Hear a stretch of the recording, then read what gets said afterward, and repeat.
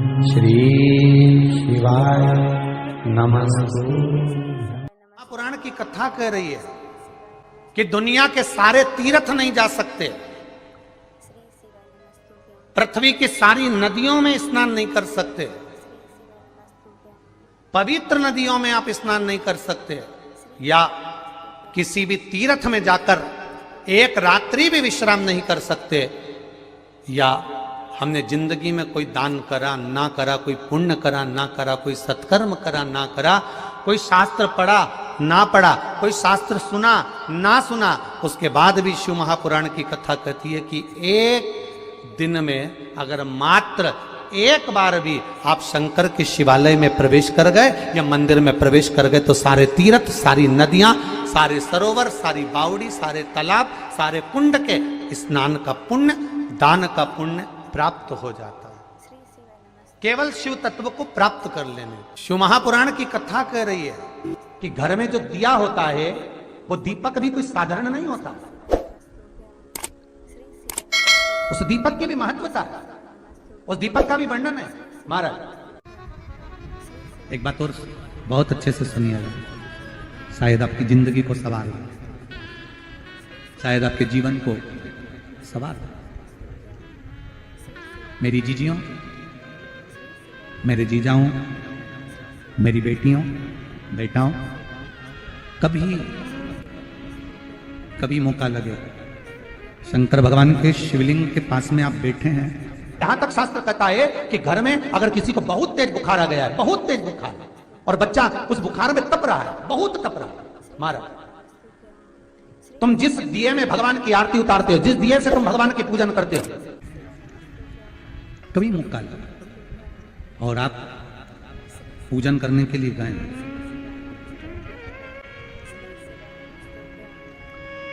कभी पूजन करने के लिए, और आपको शंकर भगवान के शिवलिंग के पास में या शंकर भगवान के शिवलिंग के ऊपर कनेर का अगर पीला फूल देखा है ना आप लोगों ने, अरे बोलो तो जमके, देखा है? कनेर का यदि पीला फूल शिवलिंग के आसपास में या शंकर भगवान के ऊपर कहीं रखा हुआ भी दिख जाए, विषम परिस्थिति हो, बहुत हिम्मत ना हारते हो, तभी भगवान अकेले में एकांत में आप पहुंचे उनके पूजन के लिए, कनेर का पुष्प वहां रखा है, चाहे वो जलाधारी पर रखा हो, चाहे वो शिवलिंग के पास में रखा हो, शिवलिंग पर रखा हो, उस कनेर के पुष्प को अगर आप 5 जगह का स्पर्श कराकर अपने हृदय की बात कहकर वापिस महादेव को समर्पित कर देते हो तो भी मेरा महादेव तुम्हारे दुख का निवारण कर देता है। अब वो 5 स्थान, वो 5 स्थान, पहला गणेश जी, गणेश जी का जो स्थान होता है वह जगह, दूसरा षडानंद कार्तिक, तीसरा अशोक सुंदरी वाला स्थान, चौथा जलाधारी जो ऊपर से बूंद बूंद जल नीचे गिरा रही है, जया, विषहरा, शामली बारी, दौतली, देव, शंकर जी की 5 बेटियों का, और 5वें नंबर का है शंकर भगवान के, जो कैसे वर्णन किया जाए, त्रिशूल के 3 भाग होते हैं। करें दर्शन आप लोगों ने, ये से सामने त्रिशूल लगा है, इस त्रिशूल के ऊपर देखेंगे तो 3 भाग दिख रहे हैं, नजर आ रहे हैं सबको? त्रिशूल का जो 3 भाग होता है, उस 3 भाग का जहां ज्वाइंट होता है, जहां मिलता है, एक जगह पर देखो तीनों भाग एक जगह पर मिले हुए, 3 भाग का जहां मिलन होता है, 5वां स्थान, ये 5वां स्थान, यहां पर स्पर्श कराकर शिवलिंग पर अपनी कामना कर कर श्री शिवाय नमस्तुभ्यम कहकर, बाबा से अपने मन की बात कहकर जो समर्पित कर देता है, हम 3 महीना भी नहीं कहेंगे, हम तो कहेंगे अगर ज्यादा दुख है 3 दिन इंतजार करना, मेरा बाबा उस दुख को मिटाएगा। 3 महीना बहुत दूर, पर करना है दिल से।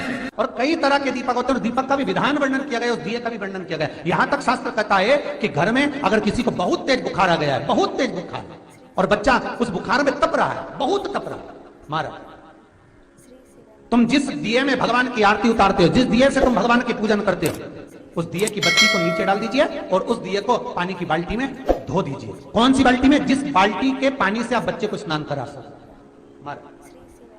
केवल भगवान पर से ले जाकर, पास में से ले जाकर उस बाल्टी में थोड़ी देर डाल दो और उस बाल्टी के पानी से उस बच्चे को स्नान करा दीजिए।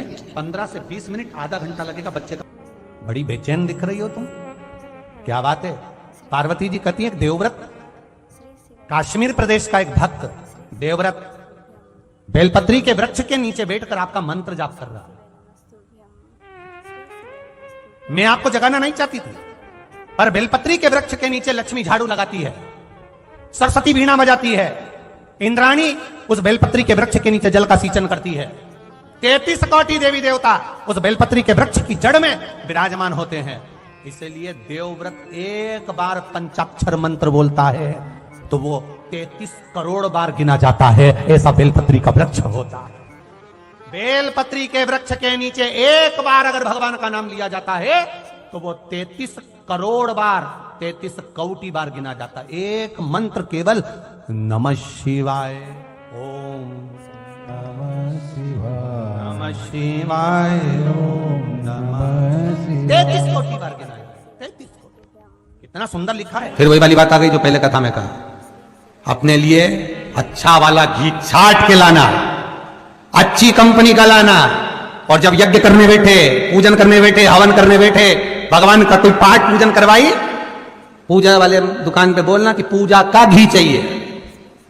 तो वो पूजा का सामान बेचने वाला भी चतुर था, उसने पूजा का ही घी दिया। तो इन्हें पूछा भैया ये घी कितने का? तो क्या 80 रुपए का? तो 80 रुपए का आधा किलो? तो क्या पूजा का है?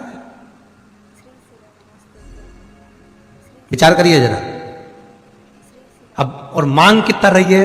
बस बेटा सीए में पास हो जाए भगवान, इसीलिए मैंने पूजन कराई। अब भगवान बोल रहा 80 रुपया का घी हमको लगा रही चूना,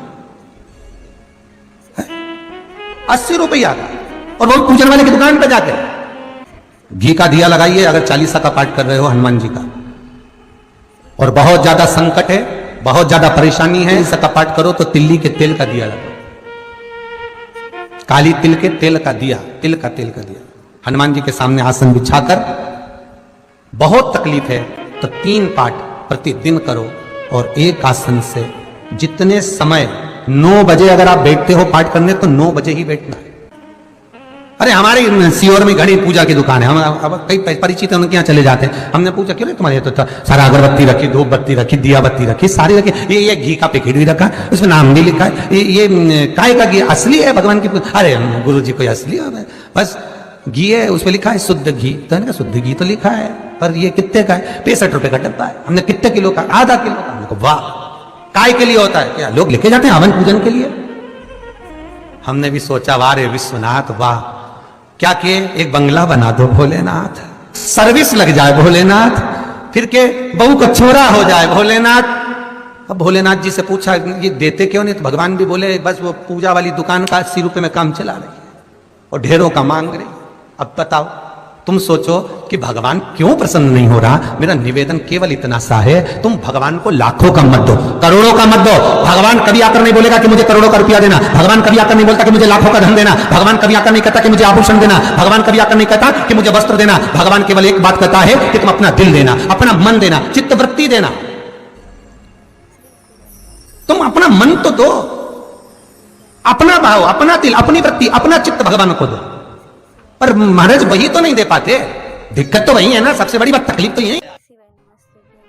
लोग कहते हैं कि शंकर भगवान को केवल व्यक्ति एक बेलपत्र देता है, एक लोटा जल देता है, पर पद्म पुराण, अग्नि पुराण, स्कंद पुराण, कूर्म पुराण, ब्रह्मविवर्त पुराण, जिनके अंदर लिखा है एक बेलपत्र हम शिव को देते हैं, शंकर भगवान को एक बेलपत्र देना उतना ही बलवान है जैसा एक शालिग्राम भगवान को सोने के सिंहासन पर रखकर किसी ब्राह्मण को हम जब दान करते हैं उसके बराबर एक बेलपत्र शिव को चढ़ाने का फल प्राप्त हो जाता है।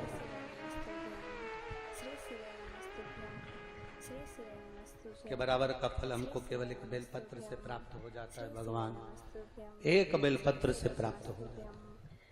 पूजन करते समय तुलसी को जल चढ़ाते समय, अभिषेक पूजन करते समय, घर में आप पूजन कर रहे हैं उस समय पर तुलसी को जल चढ़ा रहे हो, उस समय पर पीपल की पूजन कर रहे हो, उस समय पर बेलपत्री का पूजन कर रहे हो, उस समय पर आंवले का पूजन कर रहे हो, उस समय पर या कोई पूजन भजन आप कर रहे हैं उस समय पर दरवाजे पर अगर 3 सामने खड़े हो जाते हैं तो ये समझ लेना कि आपकी पूजा को भगवान ने स्वीकार कर लिया।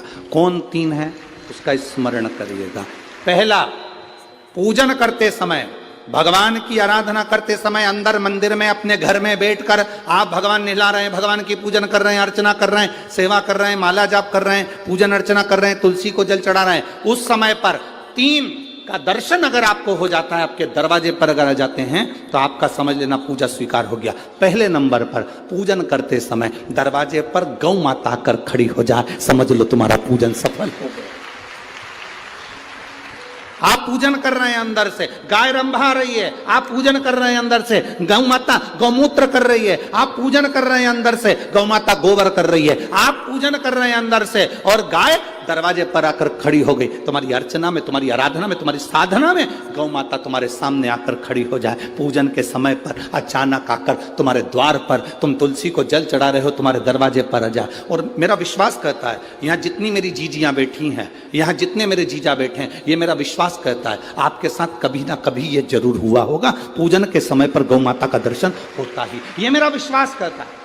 और ये कब होता है? जिस दिन आपका चित्त, मन, वृत्ति भगवान में रमी हो। चाहे तुम राम जपो, हनुमान जपो, शिव जपो, तुम्हारी मर्जी पड़े वो जपो। तुम देवी की भी पूजन कर रहे हो, किसी की देवता की पूजन कर रहे हो, कुल देवता की पूजन कर रहे हो, दिल से कर रहे हो, तो ये 3 का अगर दर्शन हो जाए तो कार्य सफल है। पहला, जम के बोलो, गौ माता।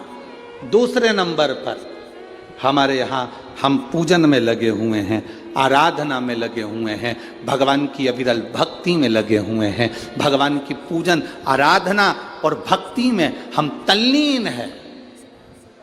और दूसरे नंबर पर उस पूजन करते समय पर तुम्हारे घर की बहन बेटी तुम्हारे दरवाजे पर आ जाए तो समझ लो पूजन सफल हुआ है। क्या बहन बेटी के आने से पूजन सफल हो सकता है?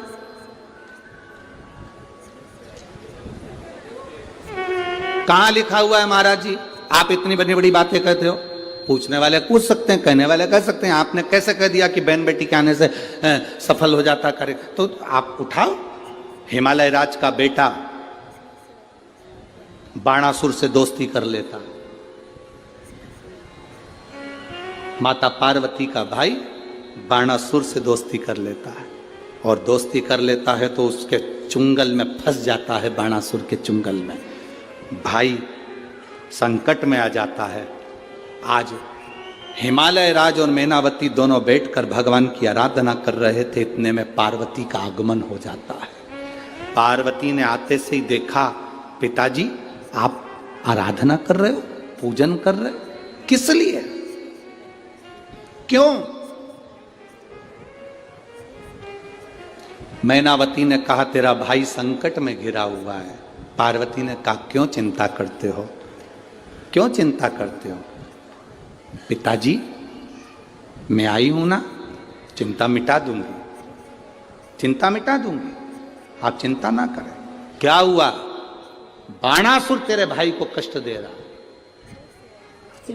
बेटी पार्वती ने संकल्प ले लिया, उस बाणासुर का अंत मैं करूंगी। ना भगवान ब्रह्मा बाणासुर को मार सके, ना भगवान कृष्ण बाणासुर को मार सके।